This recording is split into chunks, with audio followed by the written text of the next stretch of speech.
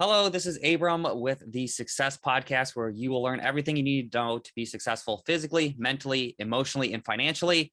I'm here with my guest today, Daniel Suckling, who has done a lot of different things just in the brief research I did on you before we even hopped onto this, which you think I would have done more research considering I've paid you thousands of dollars already. But I was looking at like the other things you've done.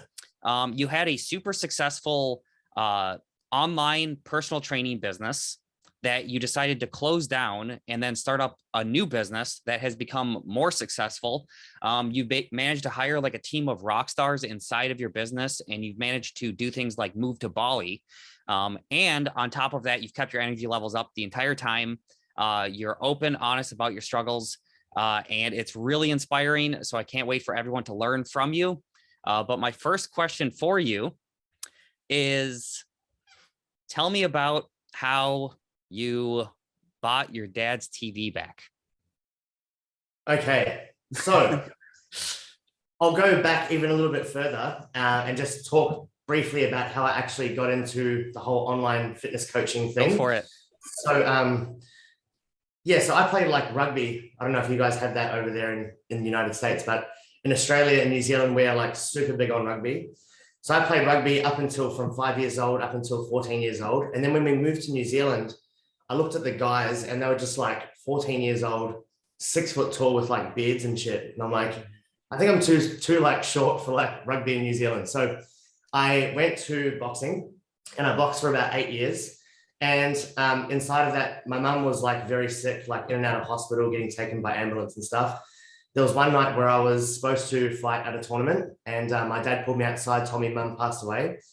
And my mum was like a world champion bodybuilder for years and years. Like she flew all around the world competing. And so at the same time, my boxing coach sort of fired me.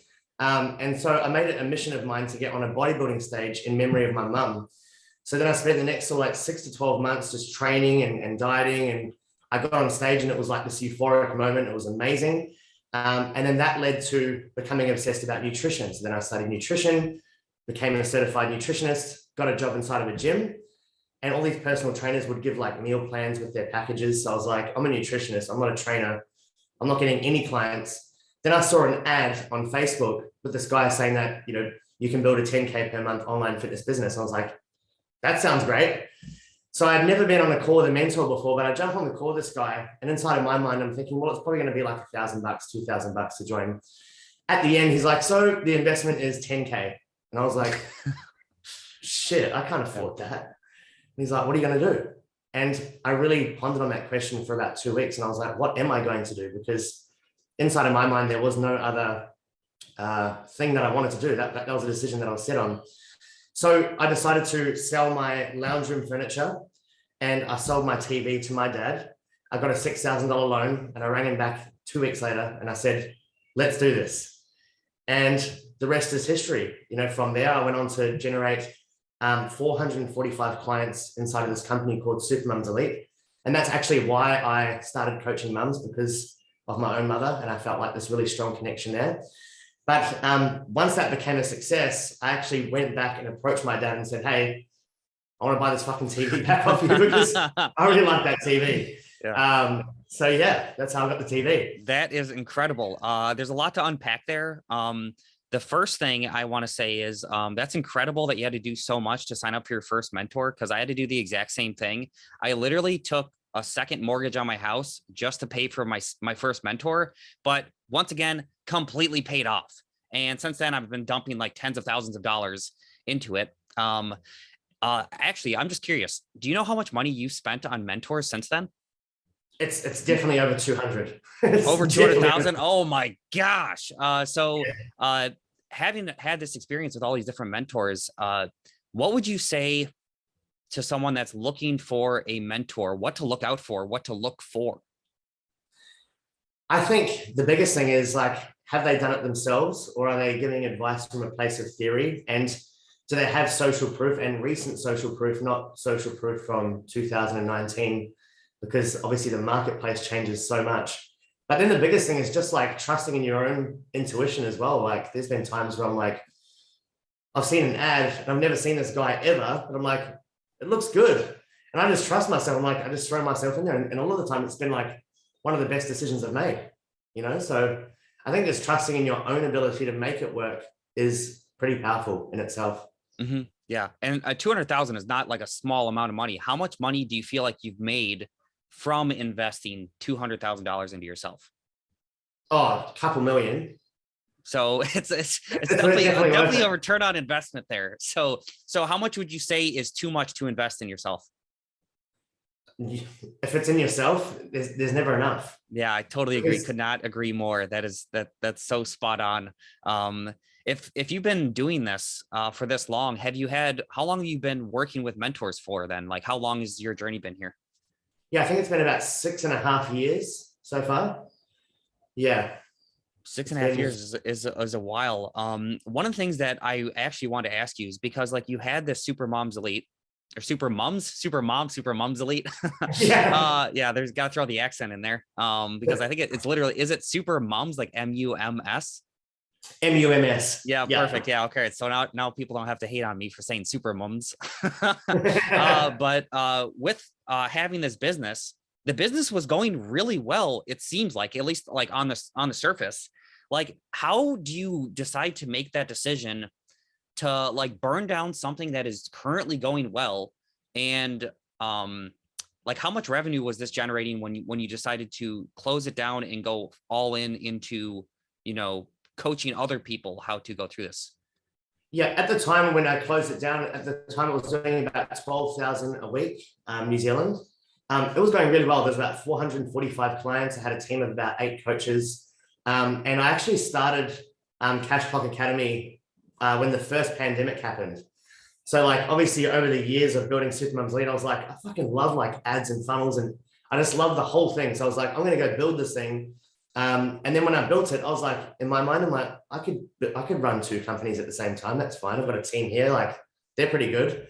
But then as soon as there was like one little issue with Supermum's Elite, I'm trying to build this. I'm like, oh my gosh, it's so overwhelming. And it got to the point where I was like, you know what, I have to drop one in order to, because, you know, if your focus is dispersed across multiple different things, it's really hard to grow something. So I went live inside of Supermums. I had like tears in my eyes and I was like, I'm shutting this down overnight. I'm so sorry.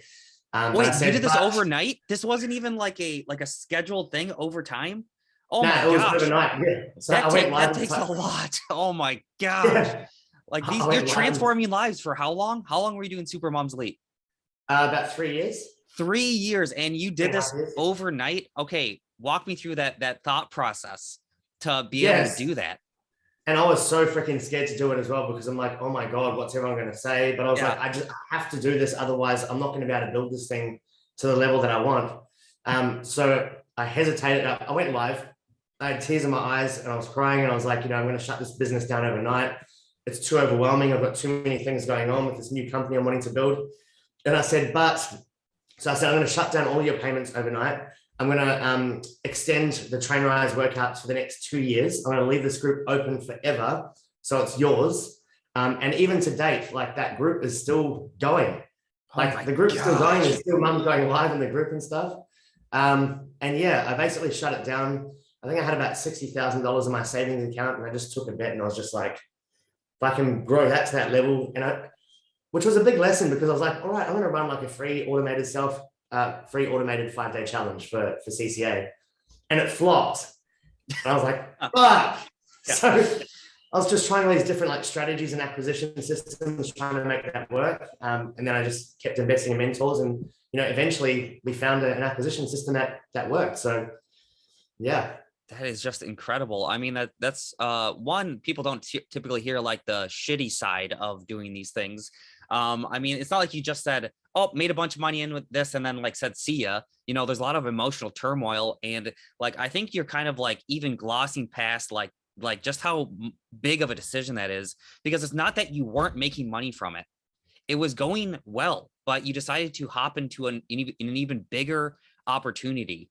How did you know it was like the exact right time to do this? Because you've done this before since then, right? You've looked for bigger opportunities. You've tried to think bigger. You've tried to grow more.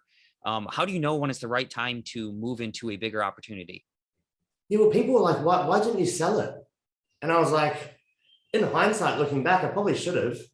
But at the same time, I knew that if I sold it, like my clients would just leave, like, could you imagine like, hey, super mums, it's Frank here. I just bought the company and, Yeah. like it wouldn't work. But the reason that, like, I knew that it was going to be the best the best decision for me when I first started working with my first handful of clients in CCA. I'm like, oh my gosh, this is incredible. Because even though I loved working with the clients inside of Supermums Elite, the result that I was offering was all based around self-love, self-confidence, self-worth. And so like the contrast of that was like low confidence, low self-worth, sometimes depression, PTSD, anxiety. And I think over the years, it just takes an emotional toll where you feel like if your cup's not full, you can't really hold space for somebody to be able to share at that level. So I was like, man, now I'm working with like these freaking ambitious like hustlers that want to make money. I'm like, I love this. Like, this is cool. So you kind of went where the energy was. Like, you felt more energy. You felt like this higher vibration in terms of like this new opportunities. Was that from the clients you were working with, or did something like your gut tell you that it was the right decision? Yeah, well, when I was in that mastermind, the one that I paid 10K and sold my TV for, I ended up becoming like one of the best students in there. And I was, every single sales call I'd live stream every single sales call, and there's people would be like watching, like commenting and stuff, and I'd be creating trainings for like the mentor's curriculum. And I was like, I might as well just freaking do this on my own. Like, I'm basically creating IP for this guy. Yeah. So yeah, that's why I went out. But yeah, I just felt in my gut that this was going to be like not just a better opportunity, but I really enjoyed working with the people, and I enjoyed like the work that I did as well. I've got ADD, so I think maybe you don't say. I like to pivot a little bit. Yeah. But and even in hindsight now, it's like I do not regret that decision one bit. Yeah, that's really incredible.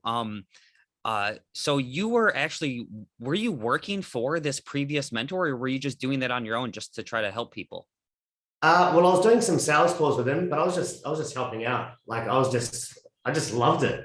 Yeah. I was just having the time of my life. Yeah. Okay. So I can't resonate with that anymore, because like, I'm trying to think back of like all like the times I've been successful in my life. It's always when I've just like leaned into where I had the most energy, where I had the most passion, and I didn't care if I was getting paid for it. Like, obviously like sales inside of it is something I freaking love too. But I have no desire to open up my own Cash Clock Academy and then run this huge team of people and then go through all these different things, because you've got to be getting problems that are like not where you have a ton of energy to like be excited about new problems to solve. So how do you manage to keep this positive, high energy approach when you have all of these people? Because how many people are inside of Cash Clock Academy right now, do you think? I think there's just over 100 now. Okay, so there's over 100 people in here. I mean, I can say like without a shadow of a doubt that there's probably people in this program right now that are like struggling deeply. How do you keep that high energy, positive mental attitude to help coach them through this? And how do you keep it personally to not, just really like feel shitty about like things going on that could be totally out of your control, because you're dealing with business. Ads accounts get shut down. I've had 3 of my ads accounts shut down. It might be something that someone's house might get burned down, or like things completely out of your control. So how do you keep that energy? How do you coach people through this? That's been something that I've really trying to overcome. It's been something I've been battling with for a while. Is like, you can see so many clients that are absolutely crushing it, and it's amazing. But then for some unbeknown reason, our focus just goes on that like one person who's like really struggling. And it still does like affect me at some level. And I definitely sleep better at night knowing that my clients are looked after.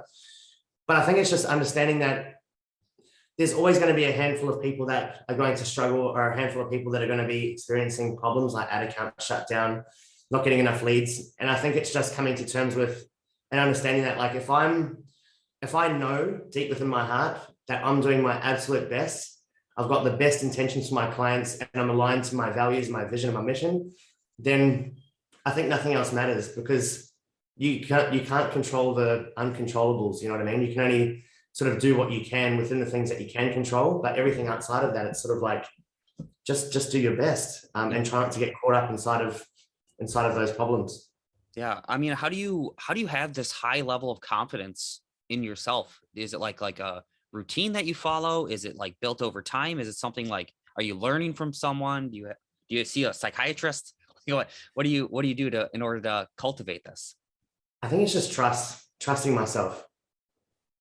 And I think the trusting myself comes from doing what I say I'm going to do. And I think that people lack confidence or don't trust themselves because every single time they say that they're going to do something and they break their word, they're not impeccable with their word, and they break their promise to themselves, they develop less and less trust for themselves. And I think that's a very important distinction to note, is that like trust comes from following through on the promises that you make to yourself, I feel. Gotcha. Who holds you accountable? Is it just you? Do you have like a coach that you work with, or do you have like an accountability partner, or is this all like self-perpetuated?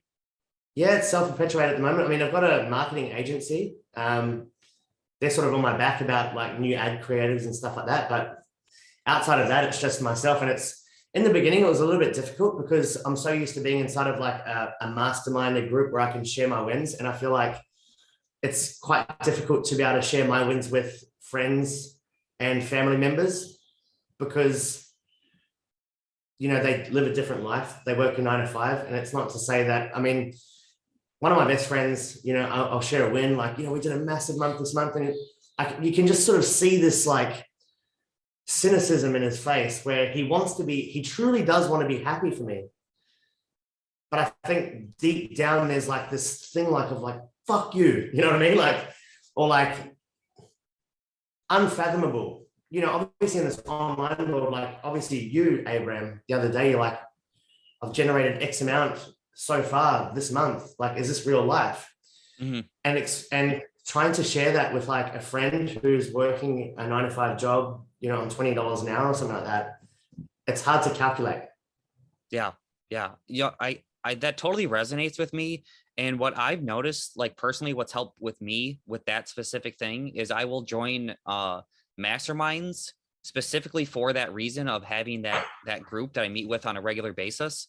Right now I'm part of it's Benjamin Hardy's one. It's called Accelerated Momentum Program. Anyway, so I'm part of, they call them pod groups, but they're masterminds. But inside there, we also have like a WhatsApp group just to be able to share wins, just to like tell us like what we're going to be working on, just so you have that type of like external source of like that pat on the back. Because I noticed doing it myself, like what you said, I'm sharing the wins inside of like the Slack channel. You know, I made 18 grand in a week. Like, how is this real life? It seems like it's like I'm bragging. If I can't post it as a Facebook status though, because right away the comments I get, like, even if I know this because I've done this in real life, where someone's like, hey, what have you been working on? I'm like, I have my own business. How's that been going? It's been going really good. You know, like I made like, you know, $10,000 my first month. The comment I got back was, oh, that must be nice. And I was like, what kind of shit is that? Like, why are you not happy for me? Like, I thought we were friends. Like, I can already tell that they feel like it's a dig at them, when in reality, it's just me trying to share that, you know, I'm happy, I'm successful.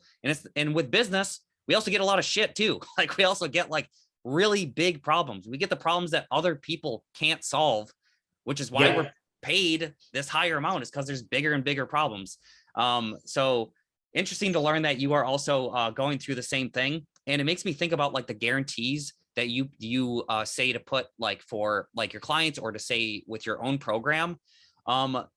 Walk me through the thought process for actually putting a guarantee on something like a coaching program like you have. How can you put a guarantee on that? That is still mind-boggling to me, that you're willing to offer something like that. Yeah, I think every single mentor has drilled this concept into me that, like, if you believe in what you do so much, then number one, you should be running ads. You should be putting money behind your message if you believe in it so much. And number two is, if you believe that you can actually help people and get them a specific result, then you should guarantee it. Otherwise, they shouldn't be investing.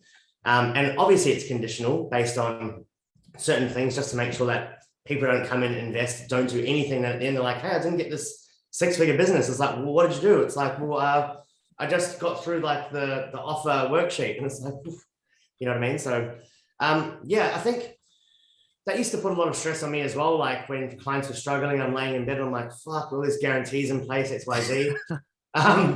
But again, it just comes back down to like, if they follow those conditions, I am so confident that they will make that investment back.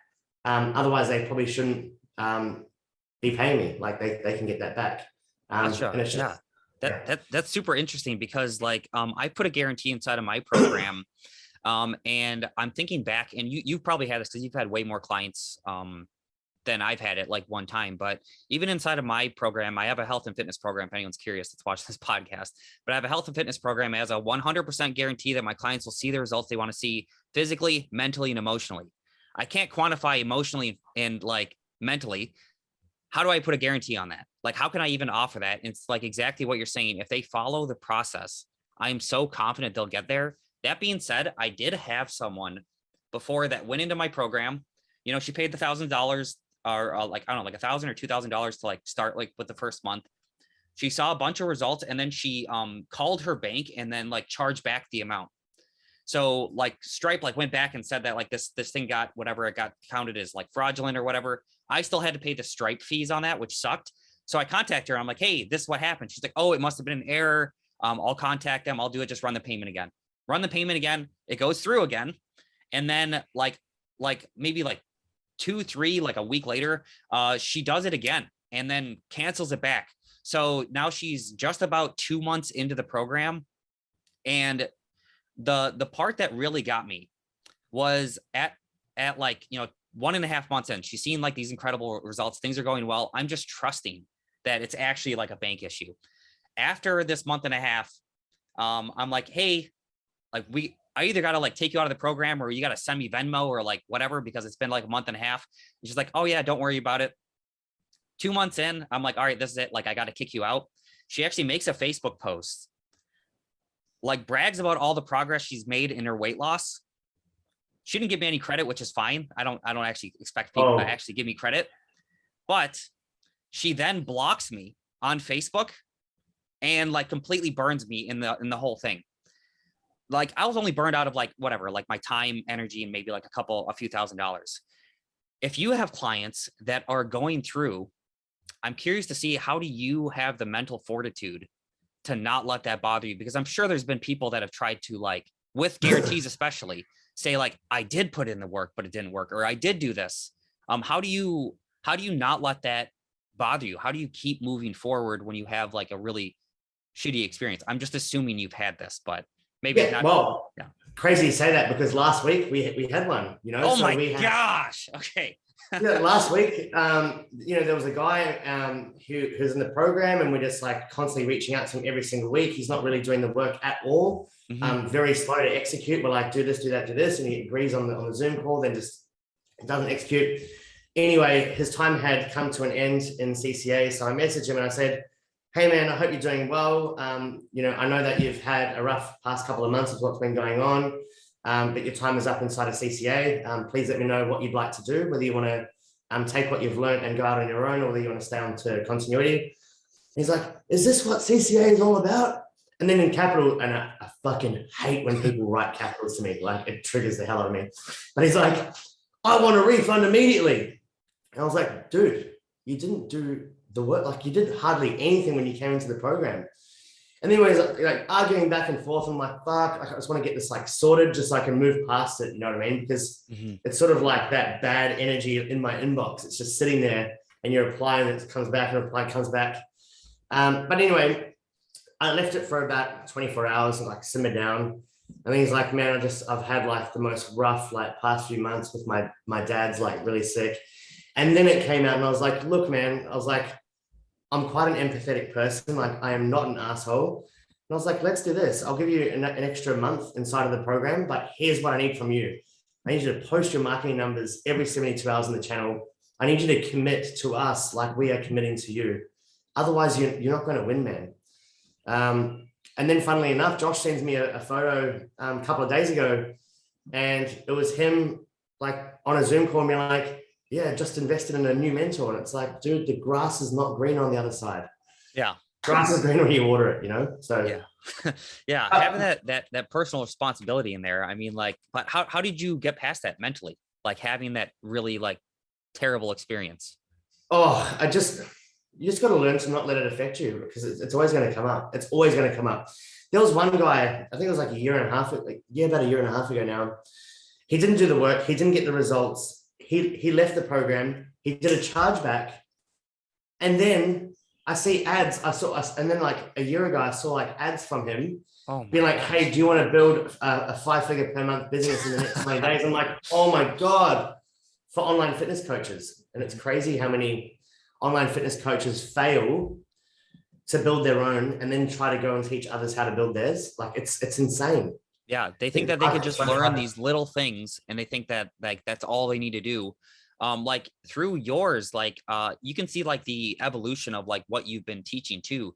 Like the fact that you don't currently, or wait, you don't currently have any fitness business right now, right? It's just CCA. Okay, so if you just currently have CCA, how do you stay up to date and be able to give people relevant information to be able to stay successful? Who do you learn from? What do you learn from? Or is it books? Is it like specific coaches? Are you part of masterminds? Yeah, so I learn a lot from my agency. Like these guys are absolute like ninjas when it comes to like staying up to date with like the iOS updates and the pixels and the tracking codes and stuff. But when it comes to like actually like building acquisition systems, I basically just like get a piece of paper and, last time I jumped on a call with Josh and we're like, mini chat or ClickFunnels, why not? What's the pros, what's the cons? Free lead magnet or direct call to action? Why not? What's the pros, what's the cons? And then like, how does this mechanism work once we get the email? And it's really fun for me, just building and creating this thing because you can be as creative as you want. And it's cool to see that launched and then seeing people like take action with it and be like, oh my God, like this is fucking amazing. Like that to me is like the most exciting thing ever, is like building new systems and then just seeing people like achieve so much success from it. So you're beta testing the new system, which I'm really excited to see the result from, because there comes this like scary thought when I'm like, usually I don't even like beta test it. I'm just like, boom, throw on the curriculum. I'm like, let's go. And I'm like, is it going to work? And then once I see sales coming through, I'm like, yes, thank God. And one of the things you mentioned, you mentioned him a few times, is Josh. Josh is an absolute rock star. One of my questions for you is like, how do you find rock stars to work for you? Because like literally like from like probably the first week, I don't know if you remember, but I sent you a message just to say how freaking good he is. Because like normally when you go into things, you can kind of be like, all right, this person seems kind of good. But when you are working with a rock star, you get that feeling like right off the bat. How did you find someone like that to work with you and work for you?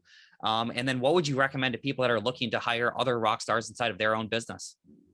Yeah. So for Josh, where I sold the TV to join that mentor way back when, that's where I met Josh, inside of that mastermind. So we've known each other for quite a while. And he's, I've seen his journey. He's seen my journey. He saw me shut down Supermum's Elite. He saw me investing in all these different mentors and stuff like that. And Josh was still working with this mentor throughout all of those years. And so, Josh rang me one day and he joined as a client.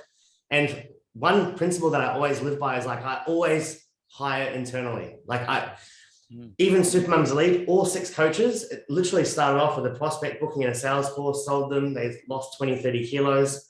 Then I'm like, hey, do you want a job? And they're like, yes. And I think that because no one believes in they just have so much certainty in the program and in the results and the system than if you were to hire somebody externally, right? Like, I just think there's so much power in hiring people internally because they believe in the vision. They've already gotten results. They've got so much confidence and certainty in what you offer. So yeah, I always believe in that, hire internally. Yeah. What about, I'm curious with this, with like my own business, because I always do my own sales calls, obviously. Well, one, I love them because they're honestly like, it's so easy at this point. It feels like breathing because I'm honestly just getting on a call, one, to see if they're a good fit. And then 2, to make sure that they are in like mentally ready to actually take that commitment and help them through that process. But I can't imagine hiring someone for my own business to be a sales rep. Like how would you find someone that could actually be good at selling what you do with your level of confidence and actually be like a rock star in getting people enrolled? Because I did not talk to you when I enrolled inside of Cash Clock Academy. It was I think his name's Angus. Like Angus, yeah. So how do you find someone that's actually good to be like a sales rep? I think that's a very difficult role to fill. Like with Supermums Elite, I just approached the stay-at-home mums, literally. And I was like, you want a job in sales? Yeah. I'm like, and well, that worked. I'm like, here's the script. Here's the sales membership wall, just like a client would go through in CCA. And then I'm like, we're going to build a private Facebook group. Every single sales call you do, you're going to go live inside of this group and live stream it there. So I can basically watch, and I'm like giving prompts as well and giving feedback after calls. But Angus actually approached me. He was following me around for ages, and I was like, I'm not really ready to hire a sales coach just yet. I want to get to like this amount of clients or this revenue target before I can do that. But yeah, with Angus, like he is that good that even if we don't make any sales, he's on a retainer. And I already been through about 4 to 5 sales coaches in CCA before he came on board, and they were horrible. Oh yeah. I invested like 26,000 into a mentor who promised me 2 elite closers already trained up. And one of them had done event sales for like some NFL team. It wasn't like high ticket at all. So when I got Angus on board, I didn't know how good he was, but he seemed like very relaxed about it all. Like he's like, yeah. Like, so I was like, I'm going to invest into this other mentor, Stan Way, 6,000 US per month to train Angus. And he's like, you only need me for like 2 to 3 months. And I was like, okay. But yeah, Angus was already like crushing it. And this mentor said to me, he's like, out of all the sales coaches I've trained over the last like 8 to 10 years, he's like, Angus would have to be top 3. He's like, he's that good. Yeah. He's like, so I'm not surprised that he's come to you and asked for this like weekly retainer. He's like, he's worth it.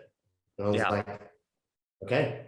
Yeah, that is huge. I mean, like, how do you know when it's the right time to offload work like that? Because like, even with me, like one, you attracted like the right type of person to come into your ecosystem. Not to say that, and you're not even belly aching about like, hey, I paid $26,000. I guess I'm never going to have a sales rep.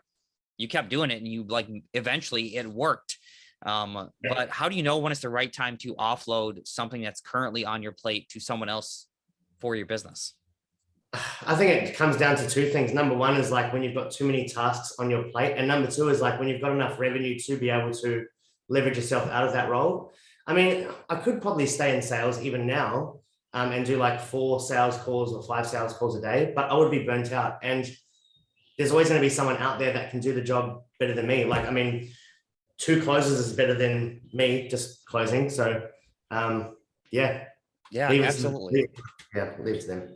Okay. So like, I mean, that's a really simple thing, but also you got to find these people and you got to be in the place to get there. But once it works, do you see it's like incremental type of progression, or like once you get those people, do you see like exponential returns on these people? Or yeah, it was exponential for these closers. That coupled with like this marketing agency and the system that they built for me, It was like those 2 married together was just like things just blew up because last year I was stagnant. Like every month was exactly the same in like June, July, August, September, October, November, December. It was only like January this year, it just like doubled, and it's just been like, and then it's just been growing consistently from there.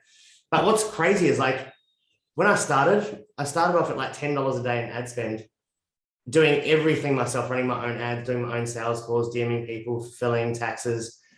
And then it was like $20 a day in ads, and then $50, and then $100. And then it's like, oh, I've got Army. She's been with me for like she's been with me since the beginning.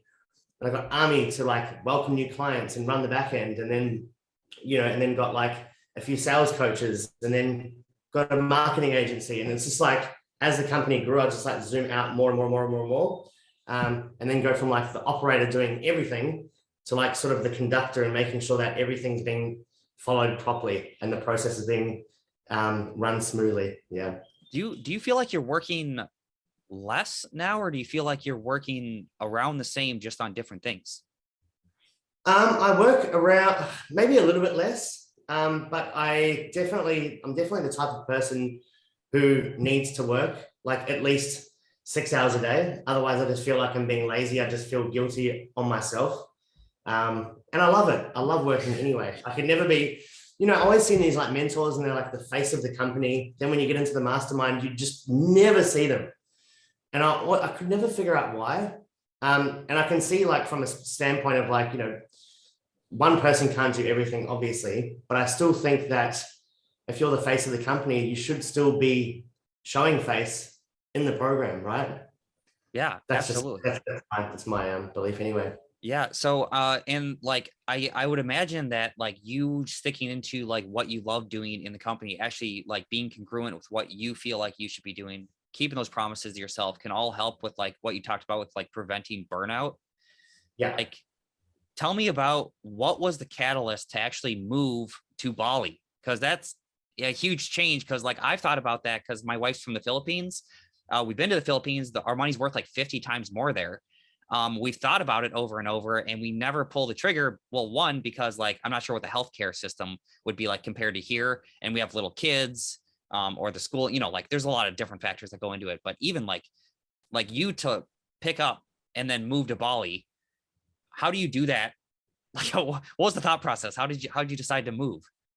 Yeah, well, I had thought of moving to Bali back when I had Supermum's Elite, but for some unbeknown reason, there was this like resistance. Mm-hmm.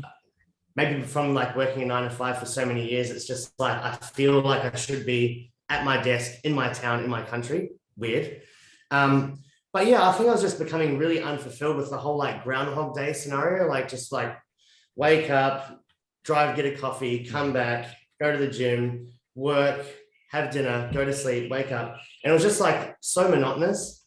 And I just, yeah, I mean, I freaking love Bali. It's cheap. I wanted to, and I think I knew it was going to force me to have more balance as well, because I was like, if I live in Bali, I could finish work at like 2 p.m. and I could start work at like 5 a.m. because I'd still cater for my clients. And if it's 2 p.m. in Bali, it's actually 7 p.m. in New Zealand. So I can sort of work those same hours as I would. And then I can just, I don't know, man. And now that I'm here, I'm trying to get like residency. So I'm like looking at like registering a company and getting this thing called kitters. So you have to like invest somewhere in like a restaurant or buy land or something. So yeah, I'm not too sure. I might like look into like maybe buying a hostel and then having like a bar and restaurant like in that hostel, and then charging cheap for like the accommodation, but then like making most of the money at the restaurant. Mm-hmm. I don't know. There's just so many. That's huge. That's so crazy. Yeah. How do you keep managing to like get out of your comfort zone? Because if we're listening to your story, I mean, you have setback, you overcome it, and then you have like massive improvement. Setback, you overcome it, massive improvement over and over and over. Whether we start with like what happened with your mom that catapulted you into like a new type of venture, or you got burned before with having like a really crappy, like, not a mentor, but like a sales agency, paid a bunch of money on that didn't work out, but then you ended up with something way better. How do you manage to keep pushing out of your comfort zone? Like what's the driver behind that? I don't know. Self-belief. I don't know. The driver is no other option. So it's like I invested 26K because I wanted the sales coach. It didn't work out, but I'm like, it didn't work out, but I still need a sales coach. So like, now what am I going to try now? So now I try that. And it's like, just keep doing it. And then eventually it works. And it's like, oh, cool. So it's just, were you always this way? Like what kind of student were you in school? No, like, I mean, in Australia, when I went to school, I was like teacher's pet, like popular kid, pretty smart. And then when I moved to New Zealand at 14 years old, it just like went downhill. I was in New Zealand for 2 years. I got jumped by like 12 guys. It was like really bad. Oh, geez. I went through this like phase where I was like, I just wanted to fit in. All these kids went to school together since primary. And I'm just like this fresh, like 14-year-old Australian going to high school there. So it was really hard for me to actually like fit in. And I lived in quite a rough area. So like I'd do anything to get accepted. I was like graffitiing late at night, just drinking, smoking weed, like doing all sorts of stupid stuff. And then when I was 16 years old, I was playing PlayStation in my room one day, and my parents came in and they said, Dan, we can't control you. You're out of control. Your friends won't go home. So we had like 20 people come to my house at once. My dad's like, tell your friends to go home. They just wouldn't listen. He's like, I'm sending you to Australia. You're leaving by yourself and you're leaving in a week. I've got your one-way ticket. I'm 16 years old. Oh my gosh. Was that just like a smack in the face? How did you take that? Did you see it coming or no? I didn't see it coming. Oh my I didn't see it coming. gosh. I remember standing there on my own at Sydney Airport by myself, 16 years old, no family there, by the way, in Australia. And my dad like set me up with a job with, so my dad was born into like this religious cult where not allowed to watch TV, you go to hell. Not allowed to listen to music, you go to hell. Can't talk to anyone that's not in the church because everyone's going to hell. So my dad was like born into this cult that my grandparents are now still in the cult. So my dad used to get locked in his room for weeks at a time and beaten up and stuff by my grandfather. So when my dad was 14, he jumped out of his bedroom window, didn't see his parents for like 20 years, changed his name, moved to Australia to start a new life. 20 years later, my grandfather, the church finds my dad in Australia. They forgave him for his sins. The church put together $60,000 and bought a house in New Zealand for us to move back. So that's how he ended up in New Zealand. That's how I ended up in New Zealand. Oh my gosh, what a crazy turn of events. Okay, so I know. So wait, so did your dad rejoin this cult? No. Okay, No. okay. So just the grandparents him. are still in it. He's gotten out of it. He's staying. He knew that was not a good situation to be in, and he got out of it. Do you have a relationship with like your dad to this day? Oh, me and my dad are like best mates. Okay. My dad's parents, my grandparents, I've met them like twice. Yeah. And yeah. So I've got no grandparents, by the way. I've never had a relationship with my mum's parents or my dad. My mum's situation was like pretty bad. Like she got raped by her dad at like 12 years old. And then she ran away. She ran away from home at 12. She got picked up by, what are they called? Like SIPs, taken to like this place for runaway kids. And they used to do like electric therapy. So they used to like electrocute the kids when they're naughty and stuff. Yeah. She changed her name as well. And she met my dad. My dad was working at a pizza shop in New Zealand. And then they both moved to Australia and had me and my brother. They went through all this. Your dad has got to be so incredibly proud of you now. I was like, Dad, you got to write a book, man. I was like, that shit's crazy. I mean, like I'm thinking like, oh my gosh, you always think that like lives are easy for these people. Like when they start doing well, it's got to be like an even more bigger punch in the gut. Like if you were to tell someone, hey, I'm doing well, and then they go like, oh, you shouldn't do well. Look at the adversity you face time and time again. And it makes sense why you've built the confidence to be able to like go in on yourself, go all in on yourself. It's going to work out as long as you believe it'll work out. I mean, that is just absolutely phenomenal.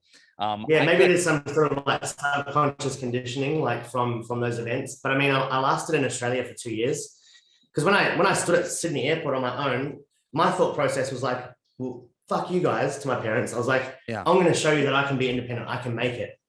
So I just went downhill because I had no direction. Was that a boarding school? Like, were you going to like, was it like did you live there for like an extended period of time? Was it like just a summer or what was that like? No, I lived there for 2 years and I just picked up some, okay. Yeah, I picked up some work and I was just working. But, I was getting back into like smoking weed every day. I had no direction. I was getting like drunk like all the time. Were you in school at the time there as well? No. Oh, just working. So you moved there at 16, like you just became an adult. Like, yeah. And they found out that I was smoking weed. So I lost that job and I was looking for another job. And my dad's like sending me a little bit of money just to like keep me going. And I became really skinny. I think I was like 47 kilos at like 47. Yeah, I was like 47 kilos when I was 16. So how tall are you? That is like 168 centimeters. Oh my God. I'm short as. I'm very short. Yeah. But yeah, I lasted about 2 years. I had a mental breakdown. I was on a payphone crying to my dad, being like, please bring me back to New Zealand. Like, I can't take it here. I need to come back. So then I came back to the same shithole with the environment that got me sent to Australia in the first place. and then I met a girl on Bebo, and then I have no idea what Bebo is. What is Bebo? Bebo is sort of like Facebook, but the back in the day Facebook. Oh, gotcha. But yeah, okay. sort of like MSN, like the old chat room thing. Oh, okay, gotcha. Yeah. Met a girl on Bebo, and then moved out the hood, and then lived up with her. She was about 2 hours north for like 3-4 years, and then yeah, the rest is history, man. Wait, are you with her today? No. Oh, okay. I thought you like the rest is history. I'm like, are you married? Like, did No. I miss something? I was with her for 4 years, and yeah, I was we broke up, and then I was a tattooist once upon a time. What is that? A titleist? Tattooist. Oh, like you actually gave people tattoos. Yeah, Gotcha. yeah. Oh my gosh, yeah. And I tattooed this girl, and I broke up with my ex-girlfriend, and then she lived like an hour away. So like I rang work one day and I was like, hey, I'm sick, I can't come in. And then I printed off like 30 CVs. And then I just drove down to where she lived around that area. And I just drove to like all these factories, and I'm like, CV. And then like 3 days later, it's like, hey, you got the job. And I'm like, sweet. Moved down, and then lived with her for like 2-3 years, and then broke up with her. And then I was engaged, and then broke up with her. And then, man, it's freaking crazy, man. You know what's crazy? Like even when we go deeper into your story, you know what I'm hearing?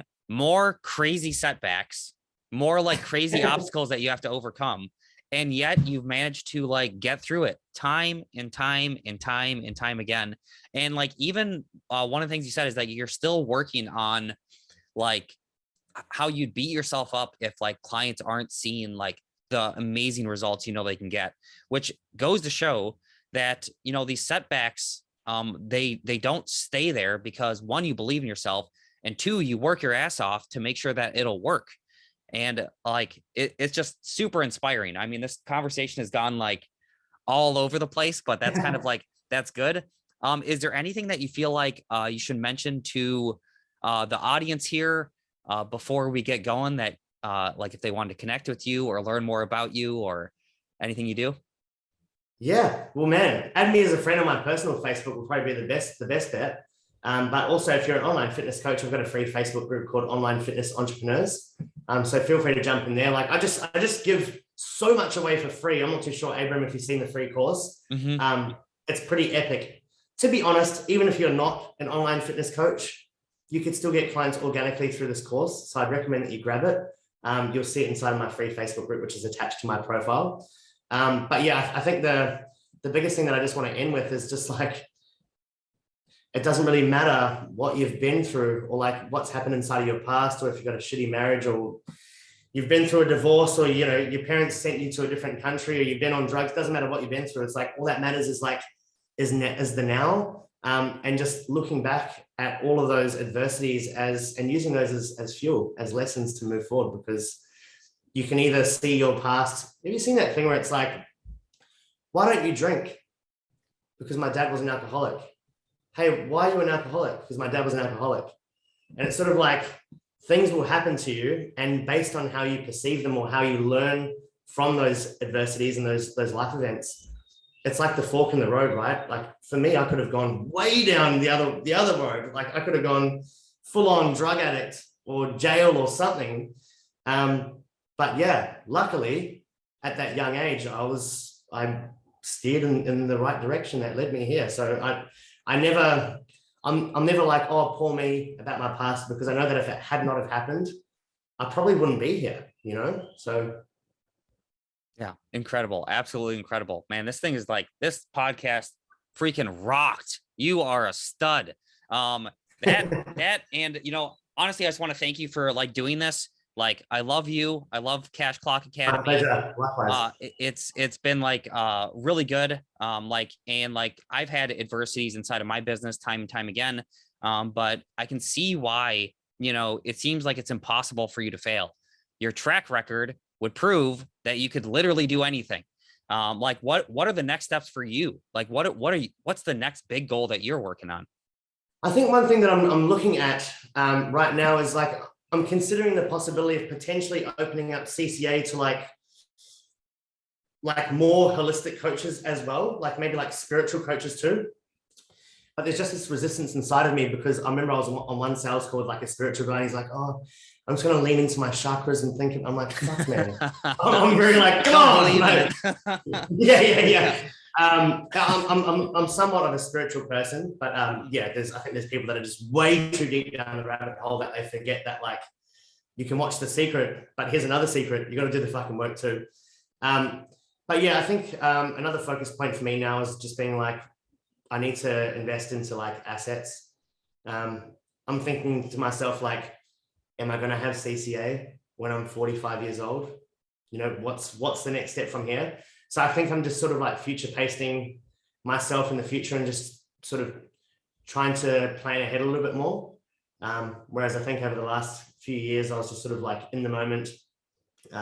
Yeah, so. Really cool. That's Yeah, I mean, well, your track record proves that you will be successful whatever you put your mind to, because there's not a brick wall that could stop you, or moving to another country. That's not a big deal. That's just normal for you. I'm like, you moved to Bali, you're like, yeah, why wouldn't I? Like, yeah, it seems normal. But yeah, thank you so much for doing this. And if you guys want to find Daniel, I'll put his link to his Instagram and his personal Facebook account somewhere, wherever descriptions are when you see this. But yeah, thank you so much, Daniel. Thank you, Abram. Perfect. I'm done.